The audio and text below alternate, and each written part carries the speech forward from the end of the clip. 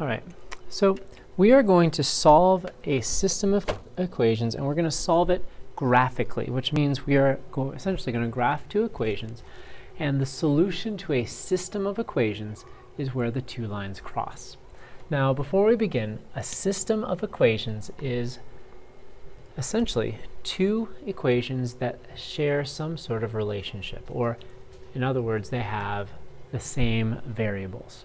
Now, this problem is a problem in isolation, so there's no context to it. We just have two generic equations, one in slope-intercept form and one in standard form. And we need to find the solution where they cross by graphing.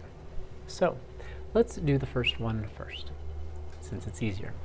It's already in slope-intercept form, which means I know that my m value is equal to 1/2, and I know my b value is equal to 1. So to graph it, I'm going to go to my y-intercept, which is 1, and I'm going to put a dot at 1. I had the hiccups along the y-axis. And then the slope is 1/2, or in other words, I have a rise of 1 and a run of 2. So let's go up 1 over 2, up 1 over 2, up 1 over 2. I can work backwards, down 1 over 2. My board is misbehaving, down 1 over 2.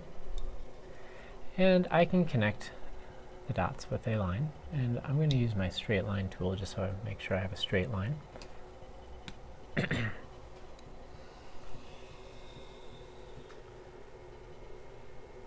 And you'll notice that all of the points are on one line, which is important because this is a linear expression. Just extending it all the way through the grid because we know that's really what we want to have. All right. Now the second problem, the second equation is a little tougher because it is in standard form, and you're being asked to graph it. In order to graph a standard form expression, you should first get it into slope-intercept form. In other words, we want it in y. Let me try that again. We need it in y equals mx plus b form. So I'm going to rewrite my equation, and I'm going to try to get this y all by itself.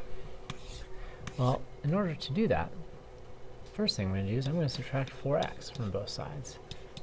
Now, I can't take 4x away from 8 because they are different terms. They are not similar terms. So I'm just left with negative 8 y is equal to negative 8 minus 4x. Well, what's it mean when there's a negative 8 next to a y? It means multiply. What's the opposite of multiplying? Dividing. So I'm going to divide by negative 8. Now the trick here is you have to divide absolutely everything by negative 8. Everything. So I like to show it as two separate division problems so that I make sure I don't make, oh geez, I don't make the same mistake. So I don't divide it one place but not another. You may have heard the disappointment in my voice, and you're going to see why it's disappointing in a moment, and we'll have another example after this. So then, negative 8y divided by negative 8 is going to be y is equal to negative 8 divided by negative 8 is positive 1. Negative 4 divided by negative 8 is positive 1/2 x. Oh, that's the same equation, isn't it? That's kind of a bummer. So if I were to graph this equation,